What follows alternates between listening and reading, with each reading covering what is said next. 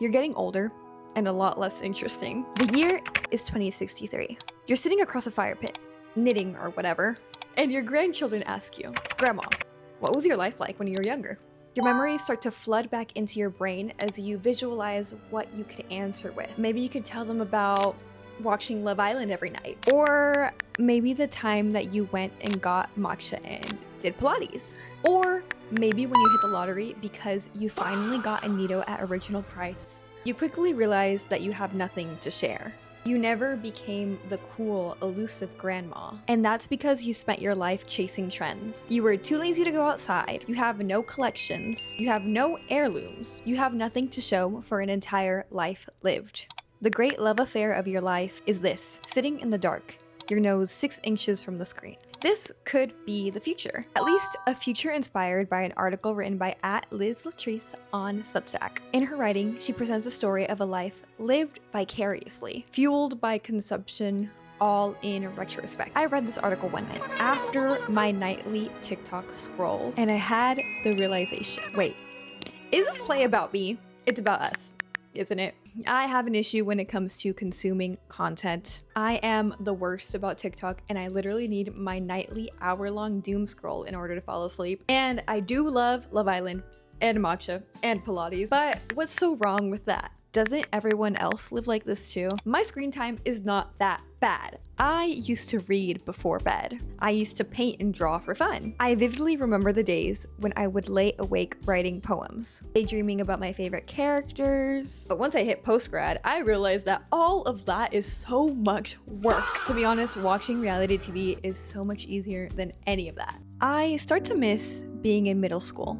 I can't really put my finger on why, but the emotion is fleeting anyway. I'm sure you feel this too. Consumption is robbing us of a lot of things, but mainly our ability to live our lives presently and authentically. Everything has to be aesthetic. Everything has to be curated. Everything has to be invigorating or exciting, or else I'm gonna get bored and scroll away. We no longer have a need to think or live all the time, and that's the issue. The reason why life used to be so fun is because I was actually present in the moment. I actually lived. I don't actually miss being in middle school or the hot summers that happened then. I miss actually being present in the moment. I've come to the conclusion that living is really hard. Going outside and doing things takes a lot of effort. It's so much easier to just stay in bed and do nothing. But when you do this, your life passes you by, and time moves quickly. You start to isolate yourself and you start to miss hangouts. You lose your creative touch and you realize that you haven't made anything in a long time. And that's when it gets you. You're older. You're not making any more memories. You have become uninteresting. You aren't trying new things. You aren't meeting new people. You aren't making new memories. Actually, life can quickly lose its spark. But think about it. Do you want to be the grandma with nothing to share?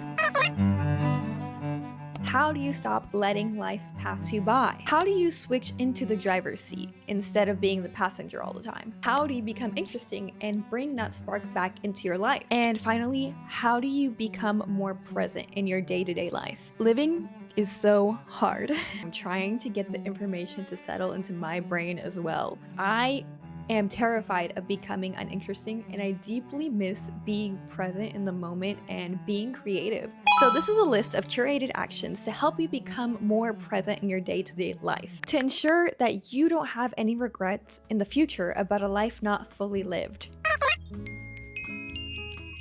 You have to become an active participant in your relationships.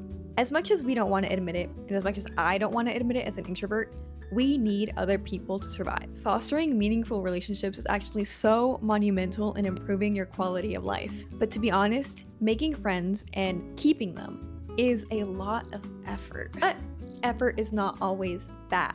I'm not a fan of the idea that friendship is unimportant. Friendship increases your sense of belonging and purpose in life. Friends expand your worldview and increase your capacity for empathy. But you can have all the friends in the world and still not be active in those friendships, and therefore those friendships will be kind of meaningless. Think about it. Do you ever initiate conversation? Do you ever ask about anybody else's day? Do you know what's going on in your friends' lives? Do you check up on them, or do you just send reels? Not only should you have friends, but you need to work on maintaining an active relationship with them. You need to make sure that you're present in your friendships so that you don't lose them. Invite them to places, try new things. There's so many things that you can do with your friends that will increase both your happiness and theirs. And most importantly, you need to listen to your friends. I promise this one change is going to help you become more grounded and present in your day-to-day life. Detached from consumption. We're all addicted to our phones. Shockingly, me too. But do you know who you are besides what you watch or what you buy? I think we all need to de-Moksha Wanyang-ismify ourselves here. Hobbies are an incredibly fun way to exist in the world. They ground you, they make you interesting, they help you develop as a person. And they also provide community, which is something that a lot of people are lacking. So without consumption, what do you actually like to do? Think about it. This is your worst nightmare. You're doing an icebreaker and they ask you, what do you do for fun? What would you answer if you can't say eating, you also can't say hanging out with your friends, and you also can't say watching Netflix? Maybe you should stick with your gut and try out the thing that came into your head. And I promise you, it's gonna be way more fun than doom scrolling until 3 a.m. Finally, you need to stop limiting yourself. I'm going to tell you about the yes theory. I am not the most qualified in the yes theory. I think that this is so important to share. The ultimate advice for becoming more active and more present in your life is to just say yes. Back in the day, I was heavily inspired by the YouTube channel Yes Theory, and I do think that it changed my life.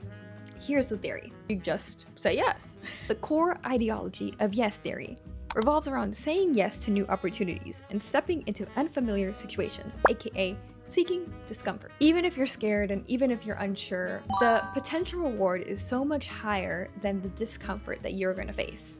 Now, I won't be scuba diving, I won't be skydiving, I won't be jumping out of planes or anything like that, but I think that seeking discomfort helps you live a more fulfilling life. In our everyday lives, we are constantly coddled and lack friction. What that means is that everything is so easy that it becomes boring. But when you go out of your way to be uncomfortable, you really start to come out of your shell, grow, and develop new experiences. So, for example, someone asks you to a restaurant that you have never tried before. What do? You say yes. Your friend wants to go out on the town even though you're not that much of a partier. You need to just say yes. You find a new hobby you want to try, but nobody wants to go with you. Just say yes and go by yourself. There are so many scenarios in which we limit ourselves because there is a potential for discomfort. But this is the reality. If you continue to live a comfortable life, you'll never have any interesting stories to tell. And you'll always be plagued with what if. What if I had gone skydiving? Will not be me. But what if I had gone skydiving? What if I had gone out with my friend? What if I had gone on this trip? What if I had X, Y, and Z? You're always going to be plagued with the potential of something happening that you might as well just do it. So try the new thing. Go somewhere new. Go on that hike. Don't run at 3 a.m.